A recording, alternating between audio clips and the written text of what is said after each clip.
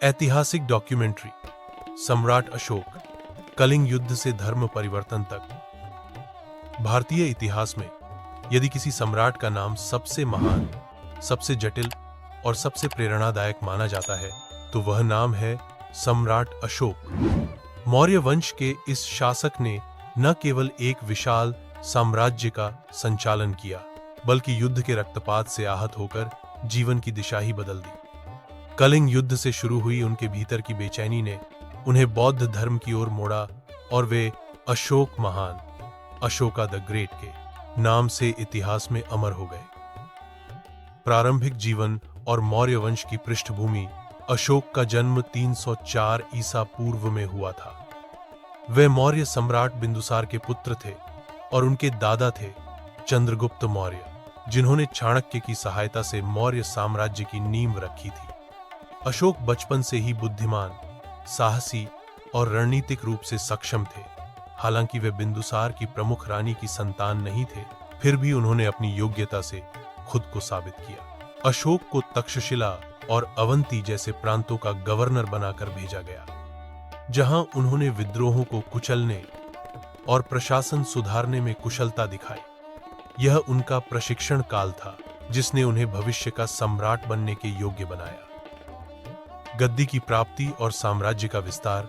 बिंदुसार की मृत्यु के बाद 273 ईसा पूर्व में अशोक ने गद्दी संभाली। कहा जाता है कि उन्होंने सिंहासन पाने के लिए अपने भाइयों से संघर्ष किया, जिनमें कई को मार दिया गया। 4 वर्षों तक सत्ता का संघर्ष चला और अंततः अशोक 259 ईसा पूर्व में मौर्य सम्राट घोषित हुए। अशोक का साम्राज्य अफगानिस्तान से लेकर बंगाल तक और नेपाल से लेकर कर्नाटक तक फैला हुआ था।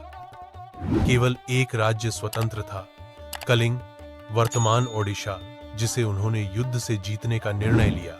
कलिंग युद्ध 261 ई पू एक निर्णायक मोड़। कलिंग भले ही आकार में छोटा था, लेकिन उसकी स्वतंत्रता की भावना अडिग थी। अशोक ने उसे अपने साम्राज्य में मिलाने का संकल्प लिया और एक विशाल सेना के साथ हमला किया। यह युद्ध भयानक था। ऐतिहासिक स्रोतों के अनुसार करीब 1,00,000 से अधिक लोग मारे गए, लाखों घायल हुए और हजारों को बंदी बनाया गया। युद्ध के बाद की स्थिति भयावह थी। रक्त की नदियां बह रही थीं, लाशों के ढेर लगे थे, महिलाएं बिलख रही थीं और नगर पूरी तरह उजड़ चुका था। युद्ध के बाद अशोक ने कहा, यदि यह विजय है तो इससे बड़ा पराजय और कुछ नहीं हो सकता। यह पहला अवसर था जब किसी सम्राट ने युद्ध के बाद आत्मग्लानि को सार्वजनिक रूप से स्वीकार किया। यही वह क्षण था जिसने अशोक के जीवन की दिशा को पूरी तरह बदल दिया। बौद्ध धर्म की ओर झुकाव। कलिंग युद्ध के बाद अशोक ने शांति, अहिंसा और करुणा के मार्ग को अपनाने का निर्णय लिया। उन्होंने बौद्ध भिक्षु उपगुप्त से दीक्षा ली और बौद्ध धर्म की शिक्षाओं को गहराई से समझा। बुद्ध के 4 आर्य सत्य और अष्टांगिक मार्ग ने अशोक को एक नया दर्शन दिया। उन्होंने राजसी वैभव को त्यागे बिना जीवन में संयम, करुणा और नैतिकता को स्थान दिया। धम्म, अशोक का नया जीवन दर्शन। अशोक ने धम्मा की नीति को अपनाया और उसे पूरे साम्राज्य में फैलाने का संकल्प लिया। धम्म कोई संकीर्ण धार्मिक विचार नहीं था, बल्कि एक नैतिक जीवन शैली थी जिसमें सत्य, अहिंसा, सहनशीलता और दूसरों की सेवा प्रमुख मूल्य थे। उन्होंने धर्म के प्रचार हेतु धम्म महामात्र नामक अधिकारियों की नियुक्ति की, जो समाज के सभी वर्गों में नैतिकता का प्रचार करते थे। उन्होंने पशुबलि को बंद किया, कैदियों के साथ मानवीय व्यवहार शुरू किया और महिलाओं को अधिक अधिकार दिए। अशोक के शिलालेख और स्तंभ। अशोक ने अपने विचारों को शिलालेखों और स्तंभों के माध्यम से लोगों तक पहुंचाया। भारत के विभिन्न भागों में पाए गए उनके शिलालेख ब्राह्मी लिपि में हैं। वे प्रशासन, धर्म और जनता के प्रति उनकी नीतियों का विवरण देते हैं। अशोक स्तंभ, जैसे कि सारनाथ का सिंह स्तंभ, जो आज भारत का राष्ट्रीय प्रतीक है, उनके अद्भुत स्थापत्य व दर्शन की झलक देते हैं।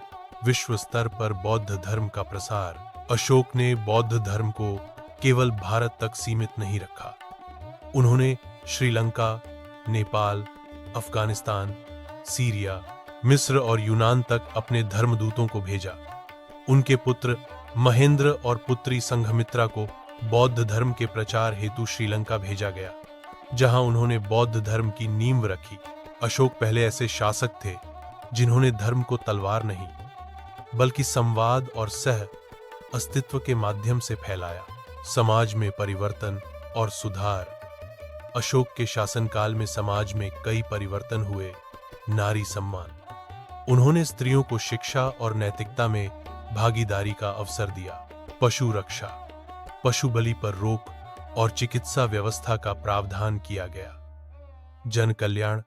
कुएं, सड़कों, धर्मशालाओं और चिकित्सालयों का निर्माण हुआ। अंतिम काल और मृत्यु। अशोक का अंतिम जीवन सादगी, ध्यान और सेवा में बीता। उनके उत्तराधिकारी सम्राट उनकी तरह शक्तिशाली नहीं रहे और मौर्य साम्राज्य धीरे धीरे बिखरने लगा।